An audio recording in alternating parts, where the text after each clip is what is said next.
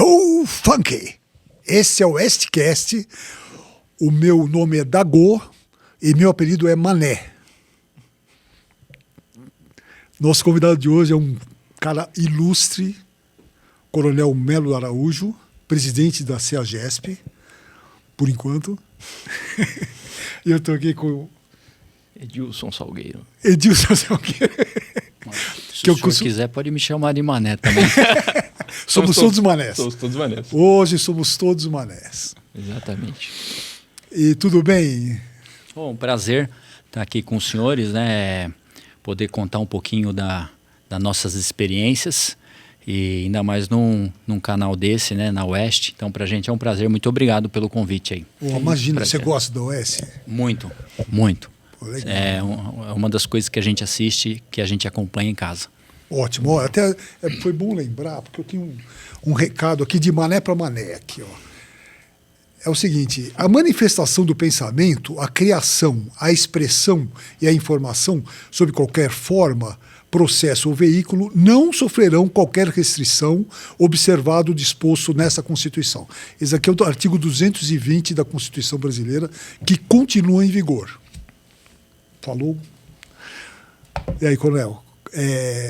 Dia 2, você acha que vai estar ainda no CEAGESP? A gente sempre tem a expectativa, né? Tá toda essa discussão aí das eleições. Eu acredito sim em possibilidade de mudança. Eu acredito que a justiça divina ela supera qualquer coisa. Mas a princípio, né? Se nada mudar, dia 31 de dezembro é o último dia do nosso trabalho lá na CEAGESP. Então, eu cheguei dia 20 de outubro de 2020, 23 de outubro de 20. Eu não entrei no começo do governo Bolsonaro. Eu cheguei lá dia 23 de outubro de 2020, já no meio. E para ver as burocracias que existem, né? E em 31 de dezembro, se nada mudar e a gente tem esperança e tem fé que algo possa acontecer, a gente deixa a CEAGESP, porque eu não posso trabalhar com qualquer tipo de pessoa, né? Eu, para poder trabalhar, eu tenho que honrar e admirar quem está à frente de tudo. No caso aí, nosso presidente Bolsonaro. E a pessoa que porventura venha assumir, né? Se concretizando isso aí, eu não trabalho para ele.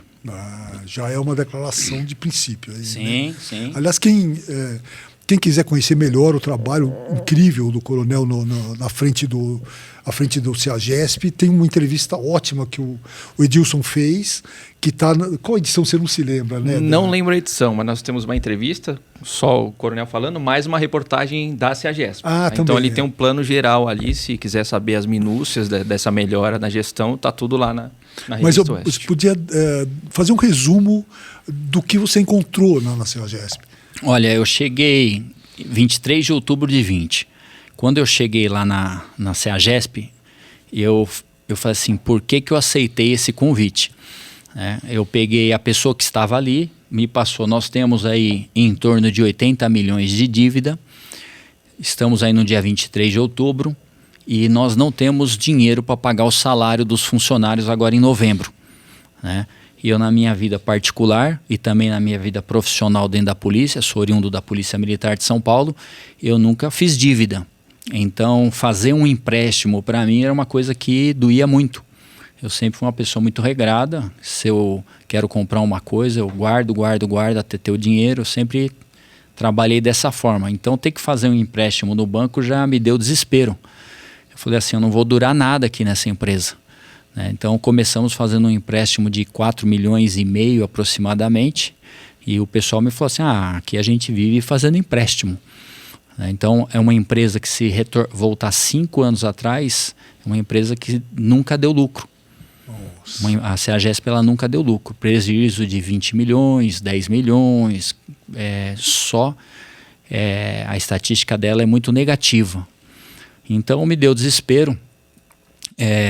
Fiquei pensando se realmente deveria ter aceito o convite. O convite foi feito pelo próprio presidente Bolsonaro, uma ligação dele, pedi para pensar, porque a gente não pode assumir um compromisso se entender que não tem condições para aquela missão. Como eu vi que tratava-se muito de corrupção, problemas relacionados a crime organizado. Eu falei assim, é uma área que eu entendo. Então, eu retornei a ligação e aceitei o convite. Falei assim, olha, vou ajudar o senhor sabe que eu gosto de comandar a tropa, não é o caso aí, mas vamos para a missão. E então eu assumi uma situação bem complicada e comecei a entender, falei assim, eu preciso saber quanto que a gente arrecada e quanto que a gente gasta. Aí eu fui descobrir que a gente não tinha nem esse controle de quanto arrecada, porque a CEAGESP, o que é para as pessoas entenderem? É o maior entreposto, o maior centro de distribuição, né, de hortifruti, pescados e flores da América Latina. Terceiro maior do mundo. Enorme. Terceiro maior do mundo. Isso não devia dar prejuízo nunca. Não tem como, né? Tem que ser muito barbeiro. Não era para acontecer isso. Só que só dava prejuízo. Aí eu preciso saber então como que funciona? Nós administramos as pessoas que lá trabalham. Então, ali é uma área federal, são 700 mil metros só o entreposto principal, tá? Enorme. E eu tenho mais 12 ceasas pelo estado de São Paulo e 13 centros de armazenagem de grãos. Então, toda essa estrutura nós que administramos. E eu preciso saber quem são nossos clientes, porque a gente não tinha um controle. Tá? Principalmente no entreposto principal. Quem são os permissionários? Permissionário porque ele tem um termo de permissão de uso do governo federal. Então ele usa aquele espaço e paga para usar aquele espaço. Né? E a gente administra isso para pagar inclusive os nossos salários. A CEAGESP, embora seja uma empresa do governo federal, ela não recebe um centavo do Tesouro. É uma empresa do governo federal que se autossustenta. Então ela administra o que arrecada e paga todas as despesas, inclusive os salários dos funcionários. Mas ela não, só um detalhe, a edição é 123, isso. 123. Ela não é privatizada. Não. Ela é estatal, mas... É uma estatal do governo federal, mas algumas estatais elas não recebem dinheiro do Tesouro. A CEAGESP é uma delas. Então ela não recebe, ela tem que se autossustentar. Só que ela, como eu falei, vivia capengando. Ela nunca deu lucro, sempre prejuízo.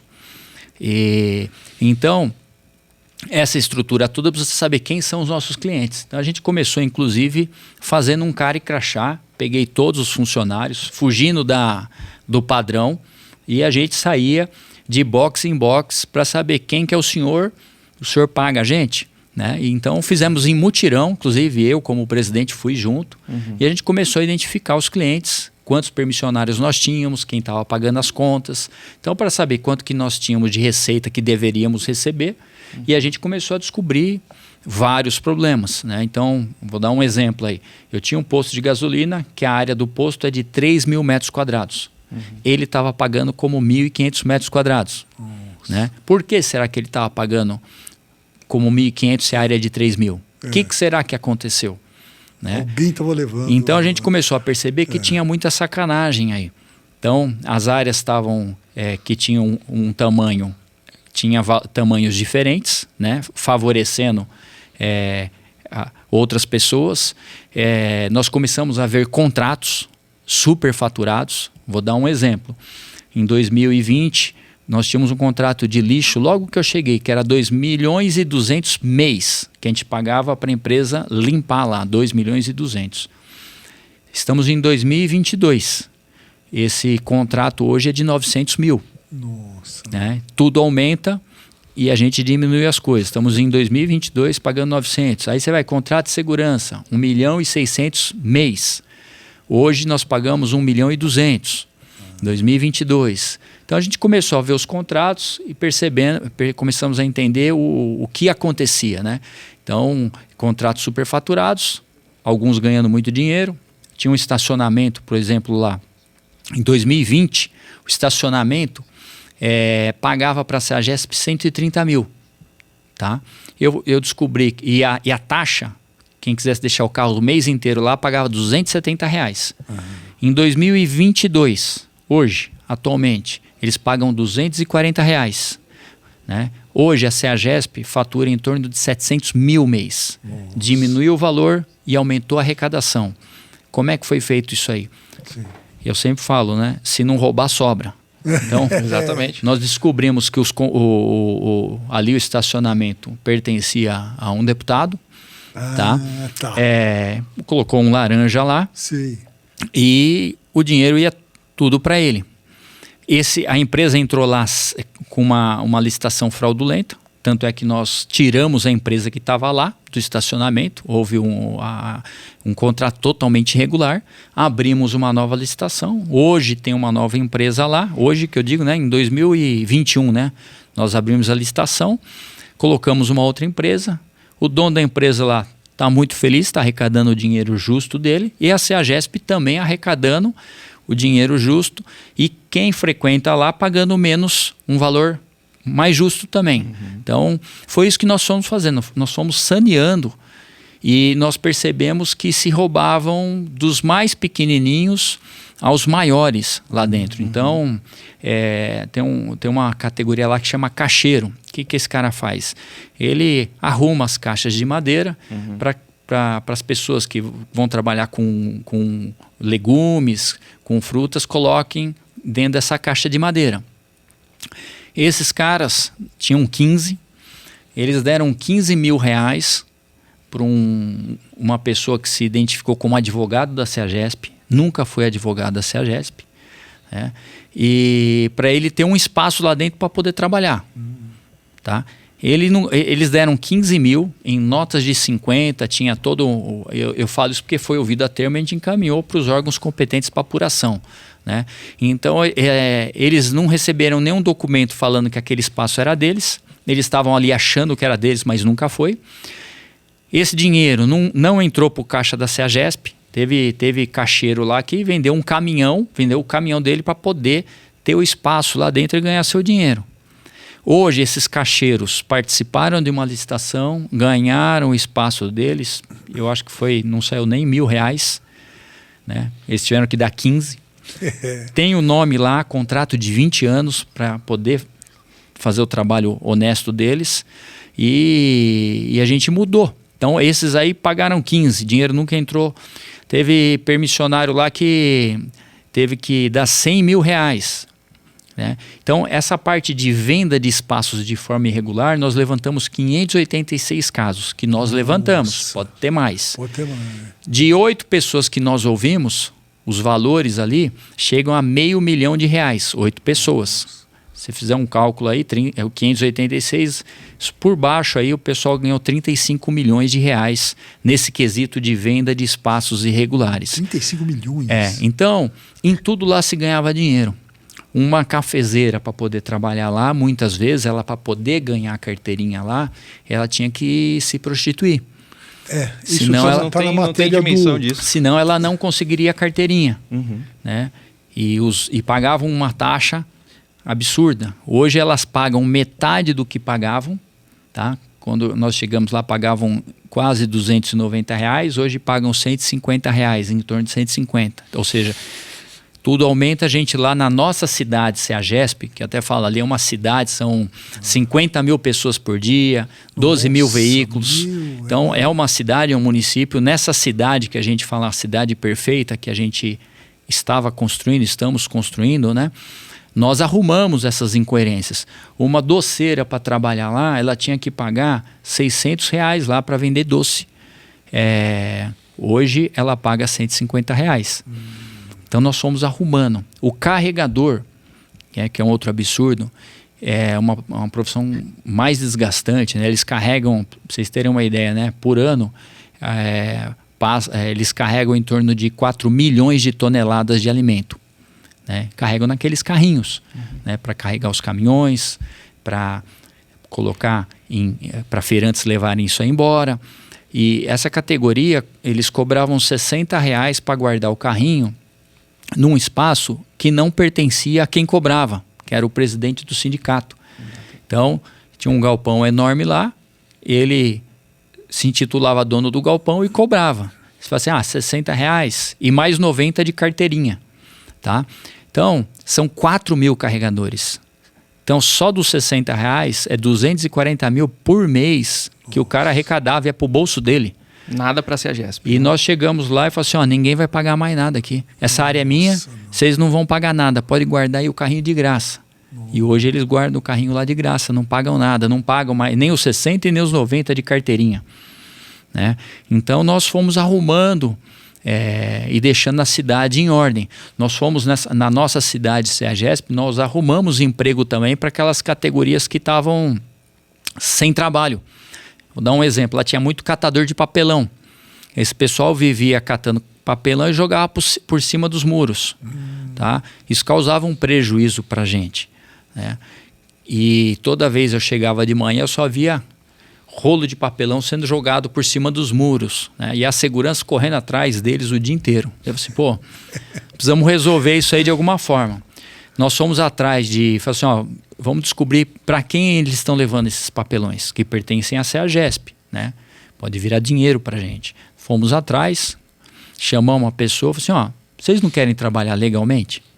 Vocês vão ter um espaço aqui dentro, vocês vão pagar por esse espaço, vocês pagam pelo papelão uma porcentagem e vocês trabalham honestamente.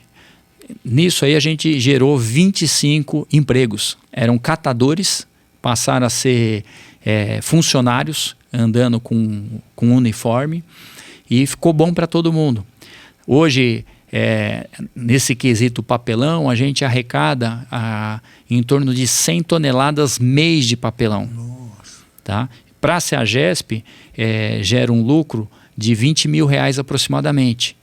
E a pessoa que está lá gostou tanto, esse cara que a gente foi conversar, que ele pegou um espaço de forma legal, gostou tanto que pegou mais um.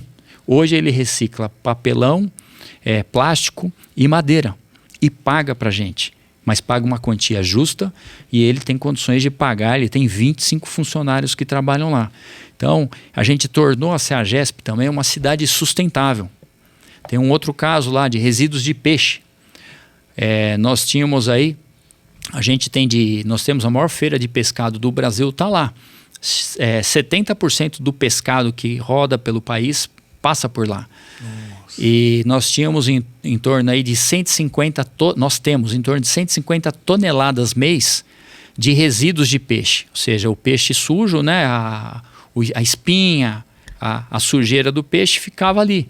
Cheirava mal, um ambiente insalubre, e a gente pagava por essas toneladas de resíduo de peixe que ia para um lugar, os aterros, né? Nós trouxemos um permissionário, ele paga para estar lá, colocou um container refrigerado, ele recolhe esses resíduos, ele paga uma porcentagem para a gente e fica com o restante. Ele faz farinha e óleo.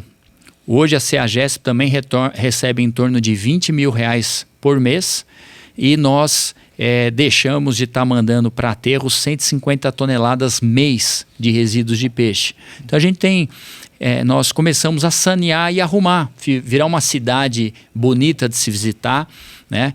Mais limpa, segurança. Pra vocês terem uma ideia, quesito segurança. Ali, logo no primeiro mês, nós pegamos uma metralhadora, uma calibre 12. Ali tinha roubos à mão armada, ali tinha homicídio, ali tinha tráfico de droga à luz do dia. Você andava por ali, um cheiro de droga o dia inteiro, o pessoal fumando maconha. Tinha rifa de corpo humano. Então, a pessoa saía andando lá, um cara, e atrás uma moça, só com um roupão, e ele saía rifando o corpo da mulher. Né? E depois quem ganhasse a rifa lá abusava, ficava com a moça. Então tinha todos esses casos lá. Nós limpamos isso. Hoje a CEAGESP, eu faço um desafio, é a cidade mais segura do nosso país. Lá na CEAGESP não tem roubo à mão armada. Zero roubo à mão armada. Tráfico de droga não tem mais. Você anda por lá, você não vai achar uma pessoa fumando maconha. Não tem. Eu duvido aqui em São Paulo, aqui na Paulista mesmo. Qualquer esquina. Se andar aí na Paulista, você vai sentir aquele cheiro. Exatamente. Porque é um total desrespeito com as pessoas de bem. Se a pessoa tem problema com o vício, vai usar na casa dela.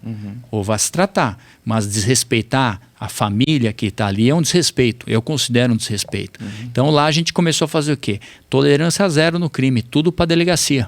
Então, delegacia 91DP, o pessoal foi muito parceiro nosso. Cansou de a gente conduzir pessoas por porte de entorpecente, que hoje ninguém faz mais isso, mas está previsto na lei. Então a gente leva para a delegacia, para tomar as providências. Jogo do bicho, Ninguém combate jogo do bicho.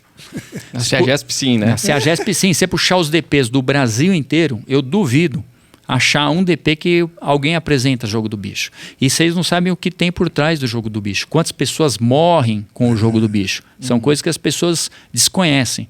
Tão grave como o tráfico de droga.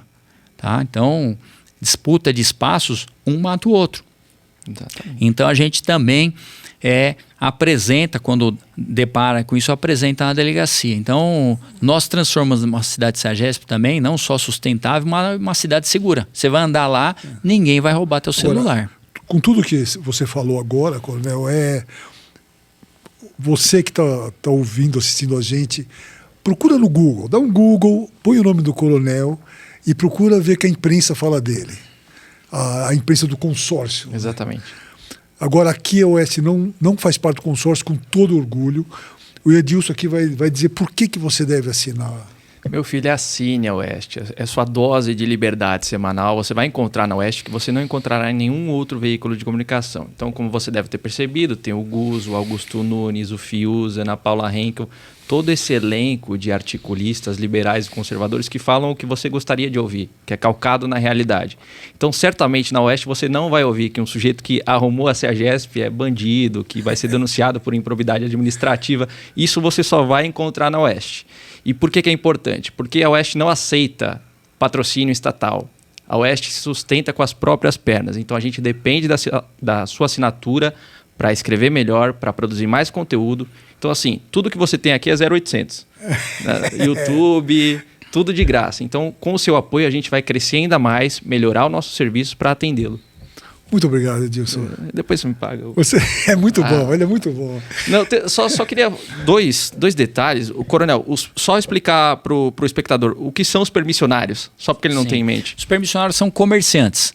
Só que eles são chamados de permissionários porque eles pagam um aluguel que na verdade chama termo de permissão de uso. É uma palavra, está na legislação. Então, para você ocupar uma área do governo federal, você é obrigado a passar por uma licitação e quando você ganha essa licitação, você ganha um termo de permissão de uso daquele espaço.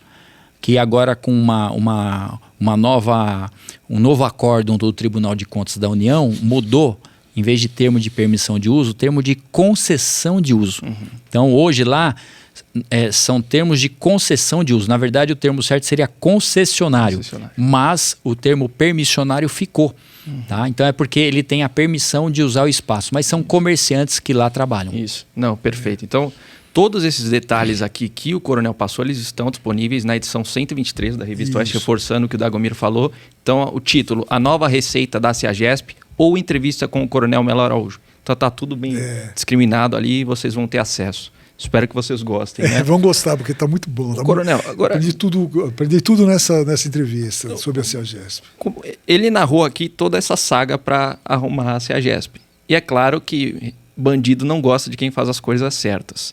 Então a minha pergunta vai nesse sentido mesmo. Como é que foi essa retaliação de quem não presta, de quem estava sugando o que havia de recurso na CEAGESP?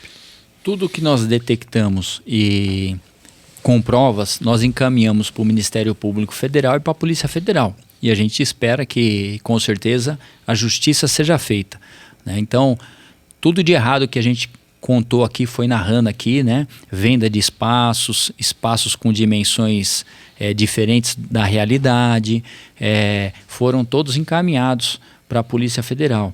Até advogado, pra você ter uma ideia lá, nós tínhamos advogado, um funcionário da empresa, que em vez dele estar advogando para a empresa, ele, numa das ações, perdeu o prazo por 3 vezes, né? Que é advogado que perde prazo por 3 vezes, isso aí gerou, essa conta ainda vai vir.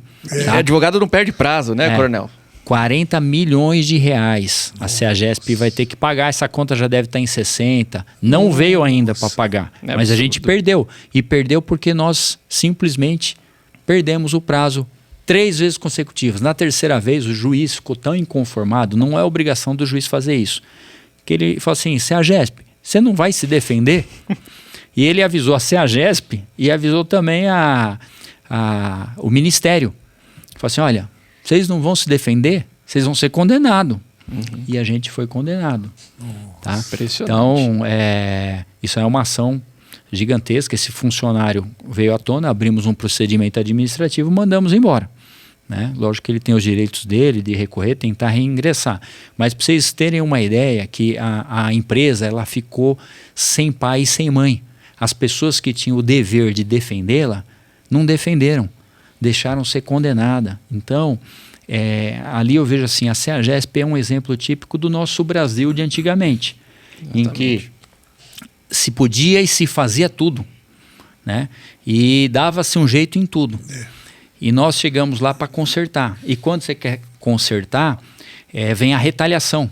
Como eu falei antes de começar a entrevista com os senhores, eu trabalhei 32 anos na Polícia Militar do Estado de São Paulo. Inclusive, alguns anos na Rota, um dos batalhões mais respeitados, não só nacionalmente, mas no mundo inteiro. Eu, quando comandava a Rota, recebia polícias do mundo inteiro vinham conhecer. Realmente uma unidade de muito respeito da polícia. E eu não tive nenhum processo, né, de abuso de autoridade, não tive processo de lesão corporal, nada. Agora, né? Eu aposentei 2 anos lá, eu estou sofrendo várias retaliações. É bom você ter levantado essa questão, porque a Rota é muito, sei lá, teve uma campanha muito forte contra a Rota, que é rondas organizadas Tobias de Aguiar. Rondas ostensivas Tobias de Aguiar. Tobias de Aguiar. E eu queria que você explicasse melhor o que é a Rota, para quem não conhece. Com certeza. A nossa Rota, ela foi criada, a Rota, né, em 1970. Na época, começou a ter roubos a banco, com finalidade daquela época lá que o pessoal queria pegar dinheiro, né, para fazer coisas erradas. Né? Inclusive, hoje políticos aí, atuantes. Políticos atuantes. Uma ex-presidente. Exatamente. Não vamos citar nomes. Exatamente. Cair no imaginário.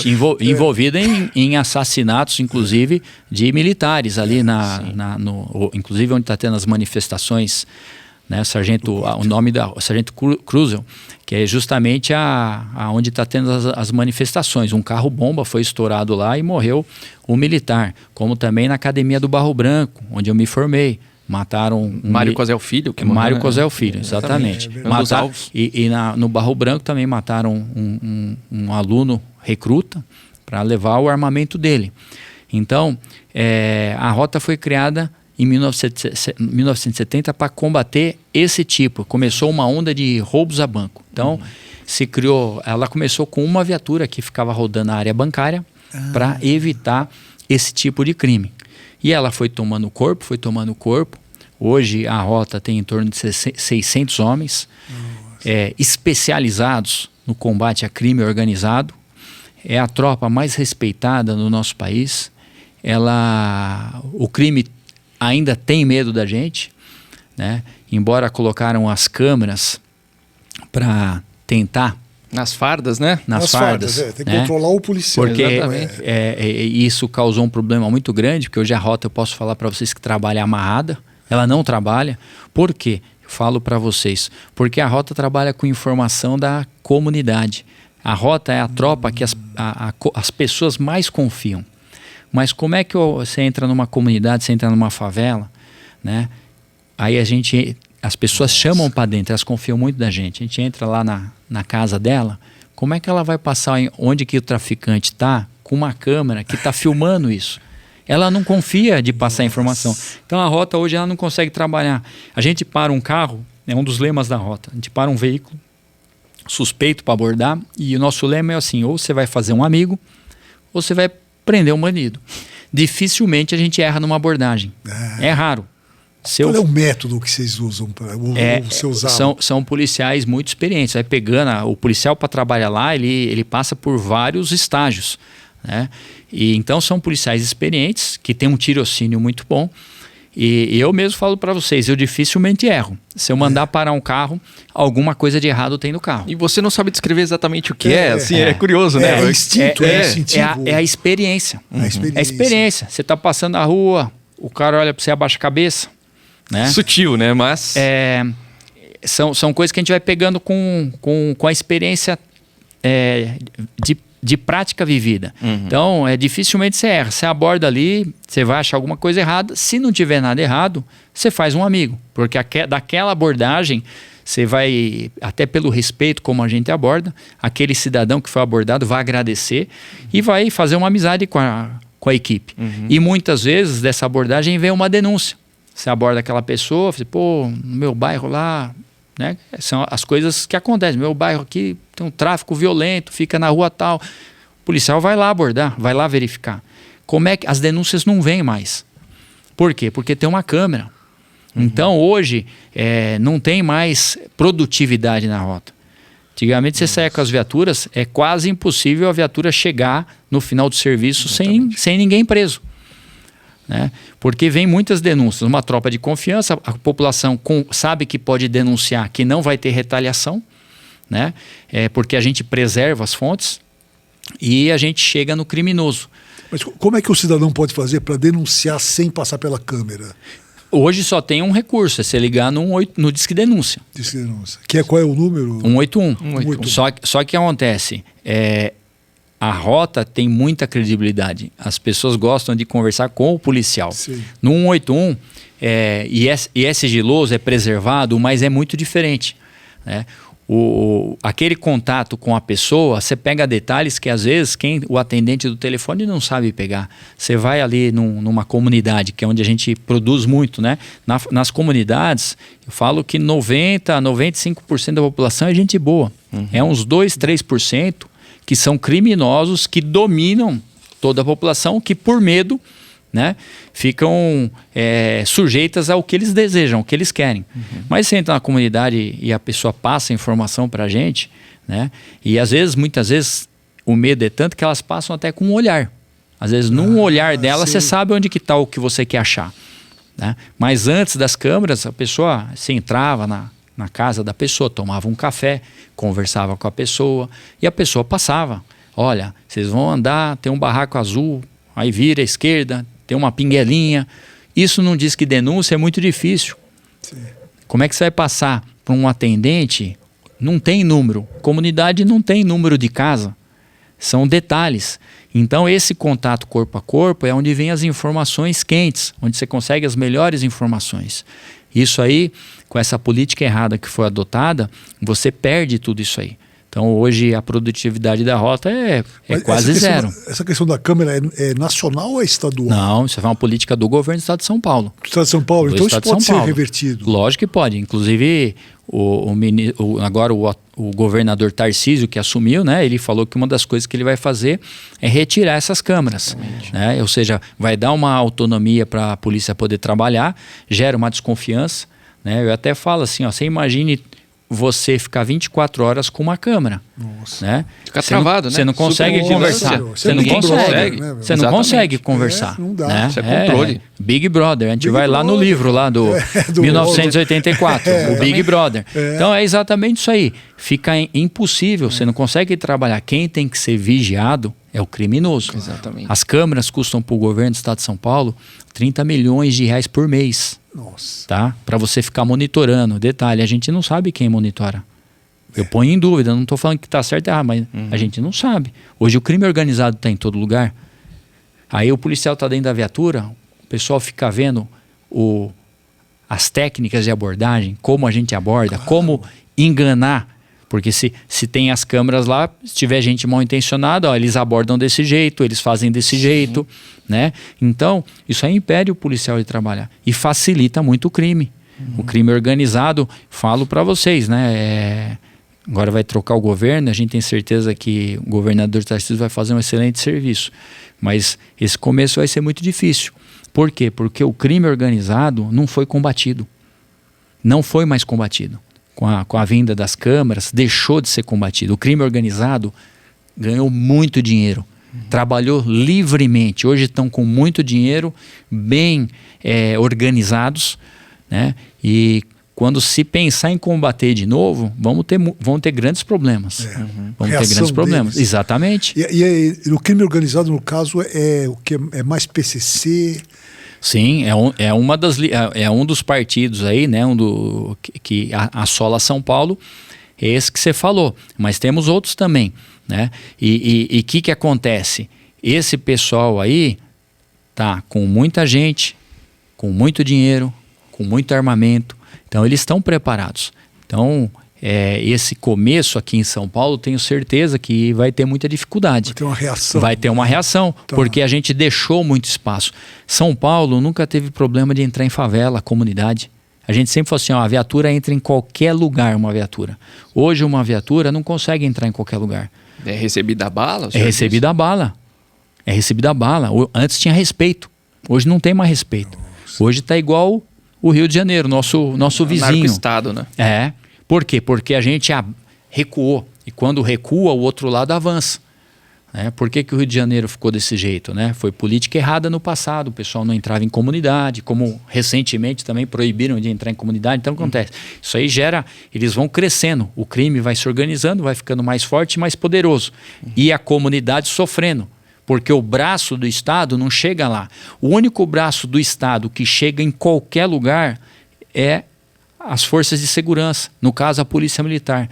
Em todos os municípios, 645 municípios do estado de São Paulo, tem uma viatura da Polícia Militar. Mas não tem nos 645 municípios um posto de saúde. Não tem nos 645 municípios uma delegacia de polícia. O único braço que está é a Força Policial Militar. E detalhe, se você não entra na comunidade, a comunidade passa a ser comandada pelos criminosos. Sim. Então, esse negócio de recuar, não entra em comunidade, baile funk, deixa rodar, é proibido. Não existe vácuo de poder, né? Como e deixaram. Agora, você imagine assim, agora vamos proibir o baile funk. Como que vai ser? O começo vai ser muito difícil. Concorda? Por quê? Porque foram deixando, foram ocupando espaço para retomar. É difícil. Agora, só quem perde um filho pela droga, quem perde o filho num tiro, nesses bailes que tem por aí, sabe o que a gente está falando. Então foram ocupando espaço, a população, a grande maioria é gente boa e o braço do Estado não chega lá. Nunca chegou, né? Esgoto, água, luz, sempre foi precário. A única coisa que ainda chegava era a polícia. A viaturinha da polícia entrava lá, conversava com um, ajudava ali. Hoje nem isso chega mais. Mas a questão da polícia também, um debate que existe é sobre o salário dos policiais. O que você acha? Como é que está a situação agora? A Polícia Militar do Estado de São Paulo, Polícia Civil também, é os piores salários do Brasil. Está em último ou penúltimo de pior salário. Estado mais rico que pior paga. O pior paga. Então, o que fizeram aqui em São Paulo? Você vê que assim, será que isso aí foi de propósito? Né? Onde que surgiu esse crime organizado que a gente acabou de falar, né? PCC, onde que surgiu? Surgiu aqui em São Paulo. O que será que aconteceu na política de segurança que enfraqueceu tanto e fez crescer tanto o crime organizado? Né? Então hoje as coisas inverteram. As pessoas de bem têm medo de estar na rua. E o criminoso está na rua fazendo o que quer. Hoje é impossível, você sair na rua, para mim me incomoda extremamente. Extremamente. Eu estou andando na rua com a minha família, eu vejo um cara fumando a maconha ali. Quem tem filho pequeno sabe o que eu estou falando. Isso me incomoda extremamente. Né? E a gente que parece que está errado. Então as coisas inverteram. Né? Agora precisa voltar ao que era. E o senhor acha que quando que essa história se perdeu? Quando que houve essa inversão de valores que o Estado de São Paulo começou a declinar? O PSDB foi fazendo isso ao longo dos anos. Tem a partir dos anos 90, começo? Olha, antes? Eu acho que a última vez que se combateu o crime organizado foi quando nós tivemos um secretário de Segurança Pública, o Antônio Ferreira Pinto, que trabalhou no governo do PSDB, depois o Alckmin acabou tirando, mas foi onde se combateu o crime organizado. Que o crime tinha medo, que ninguém queria assumir a função de líder, de chefe. Ninguém. Né? Morria um criminoso importante, que tinha uma função importante, aí fala assim, quem que vai assumir a função dele? A gente tinha informações privilegiadas. Ninguém queria assumir. O que é isso aí? É respeito, é medo. Exatamente. Entendeu? Hoje não tem mais. Então hoje eles dominaram isso aí. Né? E os salários, como foi até a pergunta do senhor, realmente é muito importante. A polícia precisa ser muito bem paga. A gente literalmente dá vida, morrem policiais todos os dias. Então, o trabalho que a gente faz, enquanto um juiz demora anos e anos para julgar um caso, e muitas vezes erra, né? Muitas vezes no final julga, né? Acontece de julgar de forma equivocada, um policial ele não tem direito de errar. Ele tem frações de segundo para decidir, atiro ou não atiro. E se ele atirar errado, ele pode perder a própria vida, porque demorou para atirar, pode tirar a vida de alguém que não deveria, né? Um tiro é uma possibilidade, né? Se atirar errar o seu alvo, acertar uma outra pessoa, e você vai responder por aquilo, né? Então ele tem frações de segundo, então ele não tem direito de errar, né? Muitos erraram, estão presos, né? E muitos erraram, estão mortos. Qual foi o maior momento de perigo que você teve na rota? Eu até falo, na rota tivemos várias ocorrências, mas não me senti com medo, tá?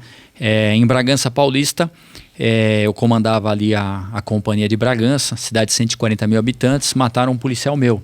Numa época em que, quando matava um policial, a gente trabalhava dia e noite atrás do criminoso. O soldado chamava Amaral, tomou um tiro, morreu, deixou a esposa e crianças. Nós fomos atrás e localizamos o indivíduo, o criminoso, numa casa e tinham 3 pessoas de refém, entre elas uma criança de colo. Houve negociação, pediam para ele se entregar, já tinha sido preso, né? Aí já vai uma falha da justiça, né? Que esse cara tá na rua, né? E em determinado momento escutamos um tiro dentro da casa, não tem o que fazer, vamos entrar. Porque ele falou assim, preso eu não vou, só saio daqui morto, né? Ao escutar um barulho de tiro, nós adentramos a casa, né? E eu entrei com o escudo, logo que entrei tomei um tiro, o tiro pegou no escudo e acertou meu joelho. Nossa. Mas nem percebi, pela adrenalina. Na hora, no calor do momento. Um policial que trabalhava comigo pulou em cima para pegar a criança, eu soltei uma bomba, né? Quando essa bomba estourou, o criminoso ficou meio que perdido. Foi um momento que esse sargento, até lembro o nome dele, Sargento Menin, ele pegou a criança de colo que caiu e protegeu com o corpo, né? O criminoso ainda com a arma na mão, nós atiramos, ele acabou falecendo, tá? Foi socorrido e morreu. Esse foi um momento que eu pensei nos meus filhos, fiquei com medo de não voltar para casa. Então, esse foi mas temos vários. Eu tive uma outra, estava na rota, não como comandante, como tenente. Rua Somos Todos Iguais, Zona Leste de São Paulo. A gente guarda, porque marca. Esquece, né? Rua Somos Todos Iguais. Cheguei lá, jogaram no rádio que tinha policial baleado. Quando eu cheguei lá, tinha um policial morto no chão. Uma policial feminina estava tentando tirá-lo de lá, tomou um tiro na mão também. Tinha uma pessoa que estava andando pela rua, tomou um tiro também, foi baleado. Então nós tínhamos um policial morto, uma policial feminina ferida na mão, um senhor baleado na perna, cheio de sangue, diversas viaturas da Civil, da PM e a gente que chegou na rota, né? E o criminoso vem que eu estou esperando. Nossa, isso, né? E você vê aquele sangue todo no chão, quem que não fica com medo, né? Então eu peguei e falei assim, se a gente não for, não vai mais ninguém. Falei assim, nós somos a rota, a gente vai. A elite, né? Peguei o escudo, o policial foi comigo, que a gente tinha que chegar até a janela para poder proteger e conversar com o criminoso. E fizemos isso, andamos no deslocamento sob tiro, o criminoso atirando na gente. Então, imagine como você não fica numa situação dessa, né? Você entra dentro do escudo, não pode sobrar uma frestinha de corpo, né? Você é ferido. Dá muito medo. Imagino. O medo faz parte e te mantém vivo. Mantém vivo. E chegamos até a janela sob tiro, não parava de atirar. Nós acabamos atirando o criminoso, ele também foi baleado e socorrido. Também foi uma coisa que marcou. Sobreviveu esse? Morreu. Esse foi um momento que marcou bastante também a vida, porque perdemos colegas, né? Então são essas coisas que mexem bastante com a gente. Que armamento vocês usavam na época? Olha, eu usei desde o 38ão. Famoso. Eu passei pelo 38ão. Tive o 357 Magnum. Magnum. Qual que é qual que é a diferença? O 357 Magnum, ele derruba. Derruba. Que e bom, derruba. né?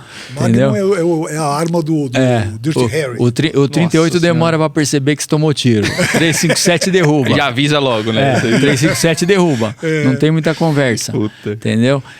Peguei a pistola, aí chegou as pistolas, peguei a ponto .40. Qual marca que era, meu? Taurus. Taurus. Taurus. Tá, que é nacional. Né? Que é... Pegamos a metralhadora era a Beretta.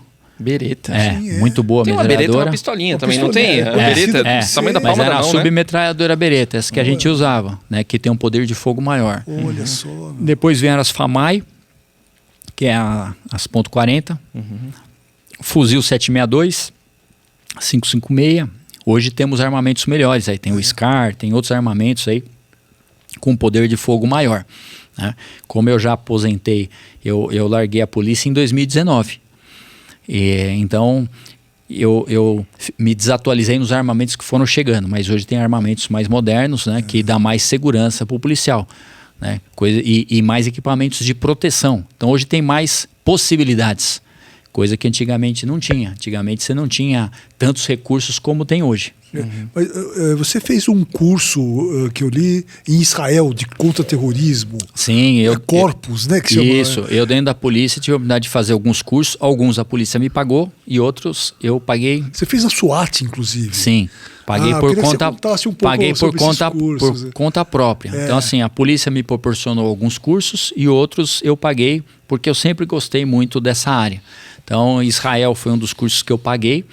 É um curso antiterror, técnica israelense de tiro, e eles ficam, aí eu falo tanto Estados Unidos como o Israel, né? Estados Unidos eu fiz alguns cursos na SWAT, curso com o pessoal do serviço secreto americano, o pessoal que fazia a segurança do presidente dos Estados Unidos, tive a oportunidade, até pelo curso que eu tinha em Israel, então eu era da área, né? Também dessa parte de segurança de autoridades. E uma das coisas que me marcou tanto num como no outro, o que os instrutores falam dos brasileiros. A capacidade de improvisação do policial brasileiro é impressionante. Por quê? Porque nós não temos tantos equipamentos e recursos como eles têm. Então, e eles perceberam a habilidade nossa de improvisar, né? A ponto, né? Eu vou dar um exemplo que marca, né? Numa instrução lá de tiro, acabou a munição. Só tinha uma arma, acabou a munição, né? Um soldado de outro país ia recuar. Porque ele precisa ter equipamento, né?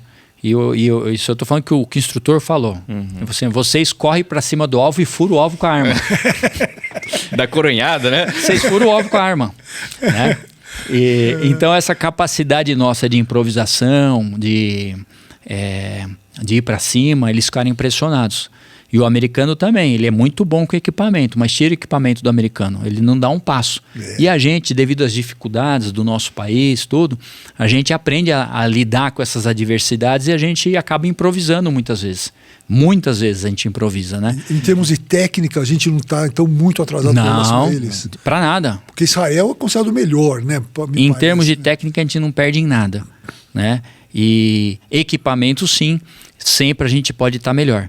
Estamos para trás, mas em termos de técnica e conhecimento técnico, nós temos militares, policiais muito preparados, com cursos em outros locais também. Então, a rota pode ser considerada equivalente à SWAT? Ou é a mesma função? Olha, a rota, nós temos aí unidades especializadas, né? Você pega o batalhão de operações especiais, um policial que é preparado para antiterror, desarmar bomba, de fazer várias atividades diferentes. Eu diria que a rota é a essência do policiamento. É a viatura patrulhando o seu bairro e você ter a certeza que nenhum criminoso está lá, porque eles têm medo da gente. Entendeu? Então, essa é a rota mesmo. É isso aí, o criminoso tem muito medo. São policiais bem preparados, que sabem lidar com o criminoso respeita, que sabe que não tem acordo, não tem conversa. A gente sempre fala, né? A rota da rota é a lei, né? Ou seja, a rota da rota vai sempre ser a lei. O criminoso que escolhe. A gente sempre fala assim, o pessoal fala assim, a letalidade da Polícia de São Paulo é alta, precisa diminuir a letalidade. Isso é a coisa mais absurda que, para quem é da área, a gente tem que escutar isso aí. A letalidade não depende da gente, depende de quem está do outro lado. Se quem está do outro lado jogar a arma no chão, direitos preservados. Se de quem está do outro lado manter a arma na mão, com certeza a gente vai se defender. Claro. Né? O senhor não tem a impressão que essas decisões, tanto a das câmeras de segurança quanto essa teoria de que a letalidade está muito alta, elas são tomadas por pessoas ali nos ar-condicionados, dentro de uma salinha confortável, que não tem a prática da rua? Como é que vocês veem isso? Eu vejo exatamente assim. Eu vejo exatamente desse jeito. Né? E a gente não sabe a intenção. Vocês sabem quem toca? A gente não sabe a intenção. Por que o crime organizado cresceu em São Paulo? Né? Então, o porquê que hoje o crime organizado aqui manda no país inteiro? Manda no país inteiro. Será que isso aí foi só um erro? Será que, na verdade, não foi erro? Que isso aí foi alguma coisa planejada? Né? Então, eu coloco em dúvida, mas é verdade. A pessoa do ar-condicionado vai tomando as decisões lá. Mas a gente percebe que muitas dessas decisões não foram para defender a população, foi para defender o criminoso. Quem que tem que estar preocupado? É a gente que está andando na rua ou é o criminoso que tem que estar preocupado? Exatamente. Hoje, quem que está preocupado? É a gente que anda na rua. Vocês andam na rua, se você andar com o celular na mão, você vai ficar preocupado. Aqui na Paulista, inclusive. Se você tiver no Guarujá, vou dar um exemplo, com uma correntinha pendurada ou um relógio, você vai ficar preocupado. E quem deveria estar preocupado? Era o criminoso. Então tá errado, tá invertido. Então enfraqueceram as polícias e fortaleceram o crime por políticas erradas. E a Rota não pode se posicionar enquanto instituição para dar um chega para lá e falar a partir daqui é com a gente. A Rota é uma tropa da Polícia Militar. Tá? Então, esse posicionamento das câmeras quebrou a unidade. A gente vive de informação privilegiada, entendeu? A Rota vive de confiança da comunidade em passar. Foi o que eu falei, você sai com a viatura de Rota, você para um grupinho que está numa esquina ali, você sabe tudo que está acontecendo no bairro. A pessoa confia em você para passar. Seja ele criminoso ou não. Seja ele um usuário de entorpecente ou um morador da rua. Você fala assim, o problema está ali. Né? A comunidade sabe onde está o problema. E a Rota trabalha muito em cima disso aí, dessa confiança da comunidade em passar o que está acontecendo. Né? Eu, quando comandava a Rota, a gente fazia operações em áreas, Zona Sul, Zona Norte. O dia que a gente fazia operação em qualquer área, eu mandava puxar estatística. Tá? 0 crime. Você consegue ver isso aí? 0. Não tem como, né? É real, 0. Entendeu? Aí você fala assim, Rota trabalhou das 18, das 14 às 22 na Zona Sul de São Paulo. Me puxa um extrato, quantas ocorrências no DP, quantas pessoas foram vítimas de roubo? 0. Agora, nessa situação, você como ex-policial, né, aposentado, você acha que seria o certo armar a população civil ou não? Eu sou a favor. O que eu sou a favor? Que todo cidadão que queira ter uma arma na sua casa, que possa andar armado, possa ter essa arma em casa. Que todo cidadão que queira andar com essa arma na rua vai ter que passar por outros processos para poder andar com essa arma na rua. Tá? Mas eu sou a favor que a população possa ter o direito a se defender. Ela tem que ter o direito. O criminoso tem que ter medo. O criminoso tem que ter medo. Por que diminuiu tanto o crime no país? Abaixou. Você pode ver com a política do presidente Bolsonaro aí, liberando CACs, né? Essa política funcionou. Foi a política que mais diminuiu o crime no país. Diminuiu o homicídio, diminuiu o crime no país. Foi exatamente essa política. Então eu sou favorável. Lógico que tem que ter um regramento. Não pode ser um negócio largado, sai dando para todo mundo. Um regramento. E preenchendo os requisitos, né? Você não pode dar uma arma para um doente, para um louco. Então, passando para um psicólogo, curso, o cara tem que estar habilitado. Você vai usar a arma para andar aí na rua, você tem que saber atirar, senão você pode matar uma pessoa que não tem nada a ver. Exatamente. Então tem que ter regramentos. Mas eu sou a favor, sim. Agora, o que precisa fazer também é a lei funcionar. Né? Você acha certo a pessoa fez um roubo depois de Às vezes no dia seguinte está solto. Aí ele vai roubar de novo. É um estímulo, né? Praticamente. Quem que tem que ser punido? Né? Mas a gente já está falando de um sistema jurídico. Mas exatamente. Tem que tá tudo errado, né? Tá tudo errado. Pô, será que não tem culpa nenhuma? Como é que o cara vai, solta, o cara rouba, mata. De quem que é a culpa? Né? A pessoa que está ali, a família, vai assim, vocês são culpados, mas não é a gente, não. Né? O culpado é quem soltou. Por que soltou? Eu segui o regramento jurídico, ótimo, então vamos mexer nisso aí. Né? Mas eu penso assim, se a nossa lei for cumprida como deve, já vai melhorar muito. Né? Reincidente, se a gente dá uma oportunidade para o cara de novo, tô te devolvendo para a rua, não pisa mais na bola. E a pessoa errar de novo, ela não pode ter mais benefício. Né? Ou seja, foi presa novamente, você vai cumprir de ponta a ponta, acabou. Sim. Não tem mais, vou te dar... Tem que mudar. Então, assim, eu penso que tem que a gente melhorar as leis, né? Ou fazer as leis serem cumpridas, posso até melhorar, né? Se as leis forem cumpridas já ajuda muito, que hoje não são, né? E armar a população é necessário, entendo plenamente, diminuiu, está provado que diminui crime. Quantas pessoas vêm procurar a gente? Pô, coronel, eu moro lá no sítio tal, a gente do interior. Pô, o cara... Estão roubando a gente toda noite. Quem que vai resolver? A viatura não vai chegar lá. Não tem como, como, que tem um ministro do Supremo que você pergunta o crime compensa, ele não sabe. Realmente as coisas estão bem estranhas, né? Então, a gente vive um momento muito de insegurança jurídica. A gente estamos conversando aqui, tem que medir o que vai falar.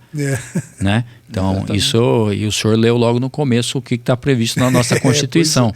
E a gente vive num momento de insegurança jurídica. Eu tenho certeza que todos aqui ficam pensando, às vezes, a palavra que vai usar para estar falando aqui. Né? Mas eu entendo assim, que o nosso país tem jeito.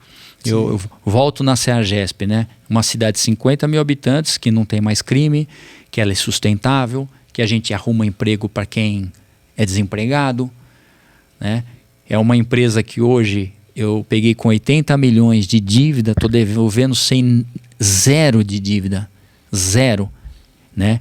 Com lucro e com dinheiro em caixa. Ou seja, quem assumir lá está pegando uma cidade perfeita. Talvez chame de herança maldita. Perfeito. Que é o que estão fazendo. Que é o que estão fazendo agora, né? O que estão fazendo agora com o governo do presidente Bolsonaro? Está falando que tem que mudar tudo porque deixou sem nada. Né? Eu estou dando um exemplo real. A CEAGESP, que pertence ao governo federal, que eu posso falar que é uma cidade, estamos devolvendo sem dívida nenhuma, com lucro e dinheiro em caixa. Isso são dados mensuráveis, né, coronel? É importante, não é do céu da sua cabeça, isso está tudo registrado, né? A CEAGESP saiu numa revista aí, numa revista Valor Econômico, não sei se pode citar, né? Mas essa revista aí, ela, das 46 empresas do governo federal, das estatais, foi eleita a melhor. A terceira melhor. Ela teve o terceiro melhor resultado operacional, uma evolução de 1.118% de evolução. Você vê nos gráficos a coisa mais linda, né? É tudo negativo e de repente tá assim, sobe, né? É impressionante. Agora, a gente conhece, uma pergunta mais pessoal, assim, a gente conhece a CEAGESP como um lugar que acorda às 4 da manhã. E o prefeito da CEAGESP, que horas você acorda?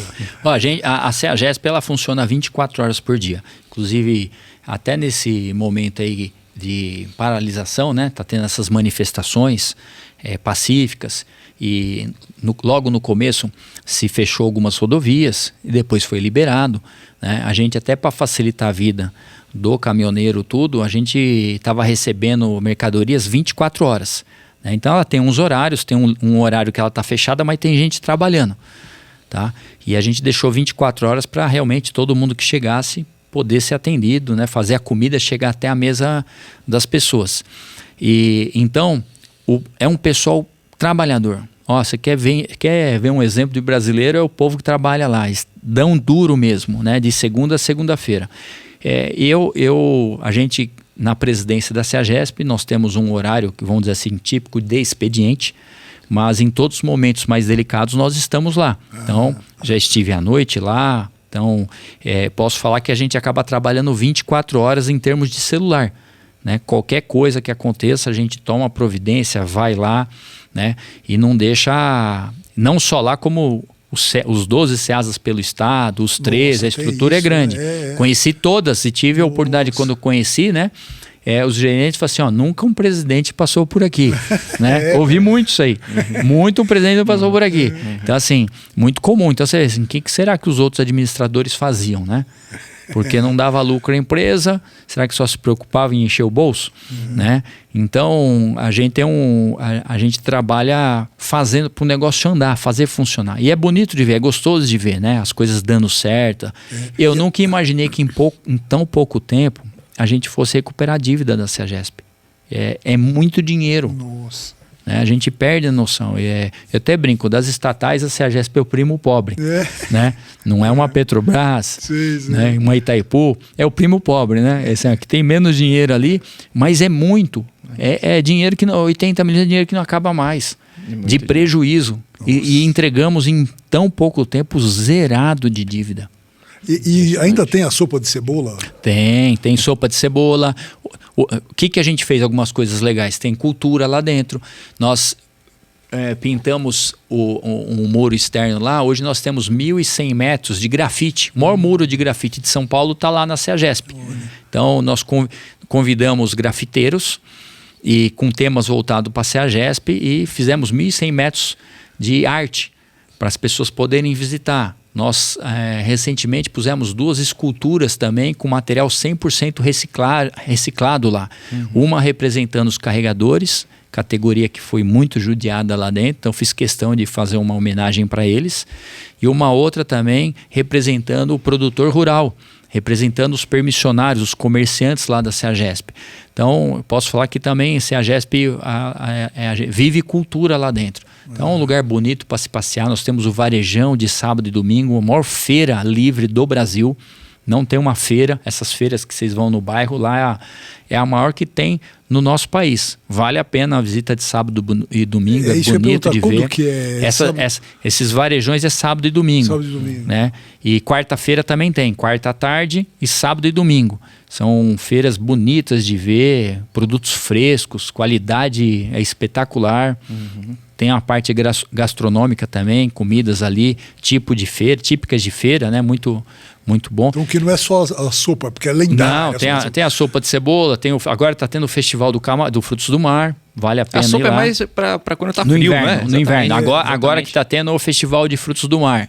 Muito bacana para visitar também. É um requinte aí enorme. Então tem para todo gosto. O presidente da República eu não levei porque ele não gosta desse requinte todo lá. Mas ele foi ele foi 2 vezes almoçar com a gente lá e comeu num restaurante mais simples, né? Que é mais a cara dele.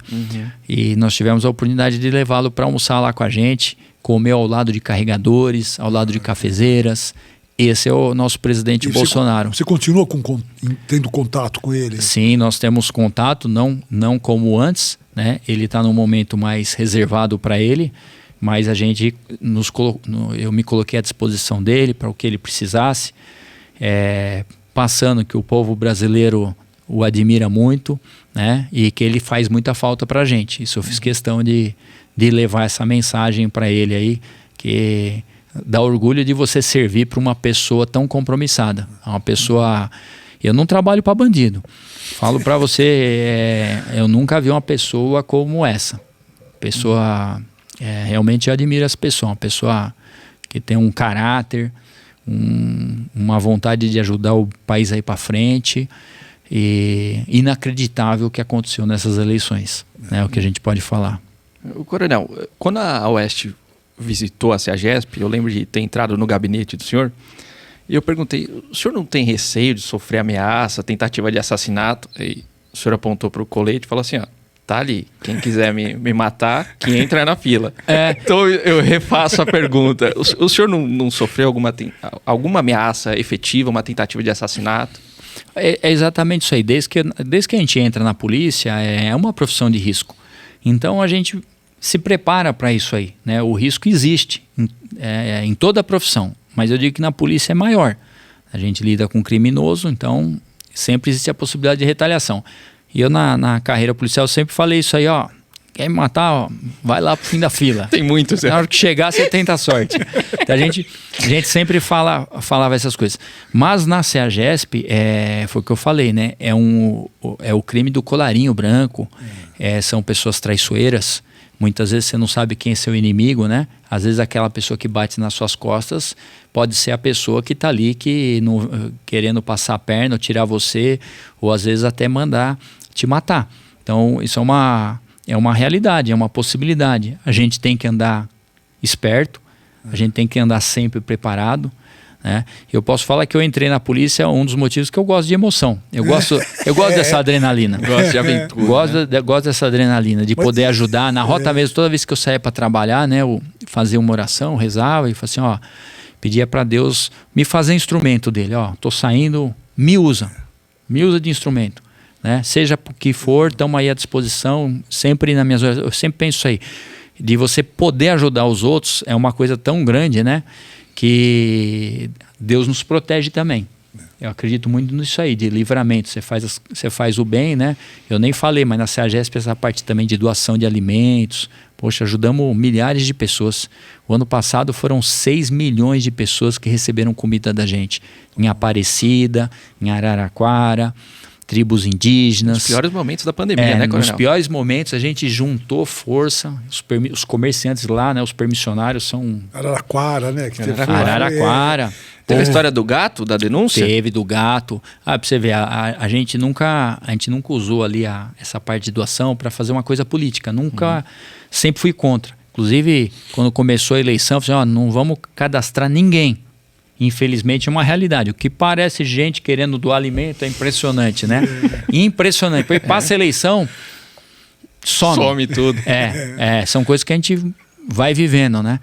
E Araraquara, quando nós fomos fazer a doação, a população pediu, estava passando necessidade, o prefeito trancou a cidade, a comida não chega. Você deixar você na sua casa e a prefeitura levar comida diariamente, sem novidade. Ficamos, né? Como até aquela emissora de TV, fica em casa, um tomando vinho, brincando com as crianças, ou seja, o dinheiro tem, mas para quem não tem dinheiro, que é a grande parte da sociedade, como é que faz? O dinheiro não chega.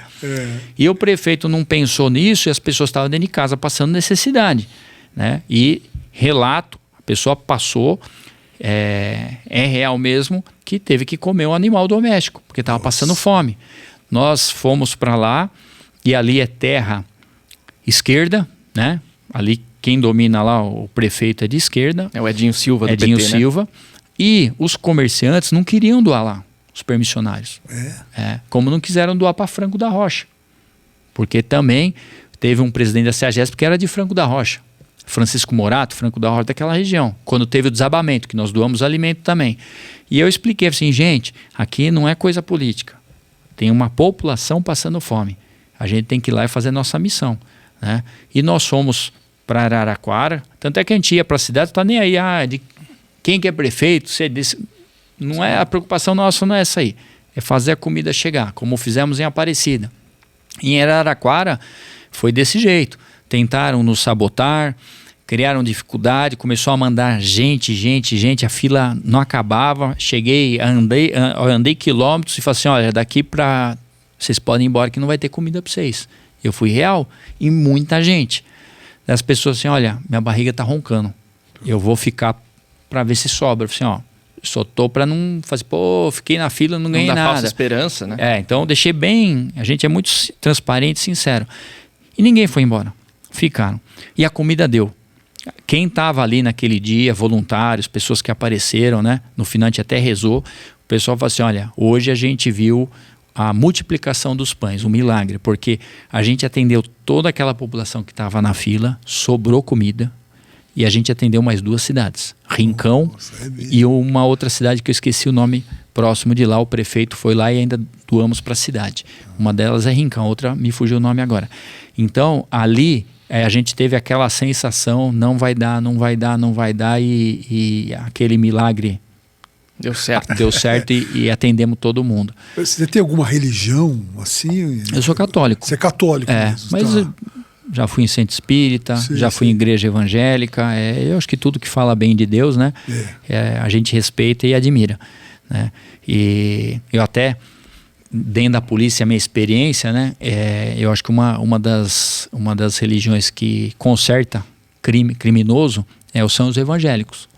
Uma opinião minha, né? Que eu já vi traficante e eu cansava de prender o cara, não mudava de vida. Isso aí foi uma cidadezinha do interior. O cara vivia no tráfico. E esse moleque aí, quando ele começou a frequentar uma igreja evangélica, ele se converteu. Eu até falei assim, olha, né? Fico admirado, né? E nos presídios tem muito, né? Evangélicos lá e conseguem converter. Então, eu acho que é uma religião que chega muito bem tem penetração, nessa né, em população, nessa população. Eu já não sei se o católico, que é a religião que eu sigo, tem tanta penetração como essa dos evangélicos eles aí. Modificam mais as pessoas, né? Eles têm uma atuação mais... consegue, acho que, chegar na veia da pessoa. E agora, uma pergunta que eu sempre faço: como você se diverte? Eu gosto muito de ajudar as pessoas. Eu ingressei na polícia com esse sentimento de ajudar as pessoas. Então, eu fui para a CEAGESP para ajudar as pessoas. Então, isso é uma coisa que me faz muito bem. Agora, para mim, o melhor momento é em família. Sim. Eu sou 25 anos de casado, 2 filhos. Não tem momento melhor do que quando a gente está em família, né? Fazendo qualquer coisa, né? Ou só conversando, dando risada. O esporte faz parte da minha vida, da minha família também. A gente é muito ligado à atividade física. Então, isso aí são as coisas que me dão prazer. São as coisas que dão prazer pra gente. Tem uma declaração que o senhor fez no começo, que até o senhor disse: nós temos esperança de que vai haver algum tipo de reversão, ainda vai haver algum tipo de mudança. Efetivamente, o senhor pensa que a eleição do presidente eleito Lula, isso vai ser revertido de alguma maneira? O senhor acha que o processo foi viciado? Eu tenho uma expectativa que sim. Né? Eu acho que hoje a gente vê muitas coisas, né? A gente começa a observar, né? Por exemplo, como é que você vai entender que uma sessão eleitoral o presidente Bolsonaro teve 0 votos? De 300 e tantos votos, ninguém votou nele. É coincidência, né? Eu não consigo acreditar nisso. Como acredito que grande parte da população.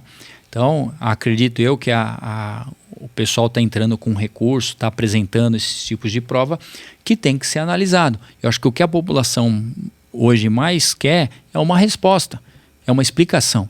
Não podemos ter medo. As pessoas hoje deixam todo mundo com medo, até de botar em dúvida isso aí. Na verdade, eu penso assim, tem que explicar.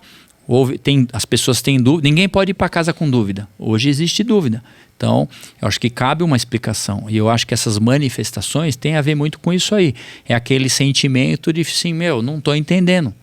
Alguém pode explicar? Né? E eu tenho esperança, eu acredito bastante numa mudança. Tá? Não sei se vai acontecer, mas eu acredito. Eu tenho fé e foi o que eu falei, né? A gente está aqui conversando, né? E cada batida do nosso coração acontece porque tem alguém lá em cima que quer. Se ele falar para agora, vai parar agora, em cima da mesa que para, né? E Deus é justo, né? Às vezes o povo precisa sofrer para evoluir. Também acredito nisso. Também acredito nisso. Às vezes o povo precisa sofrer para evoluir, né? Já crucificaram Jesus uma vez, preferiram soltar Barrabás, o ladrão, né? Então, pode ser que o nosso povo precise sofrer, pode ser, mas também zombaram de Deus, né? Zombaram de Deus. Muitas coisas que fizeram, zombaram, e Deus também é implacável para essas coisas. Então, eu acredito sim. Até numa reversão, eu acredito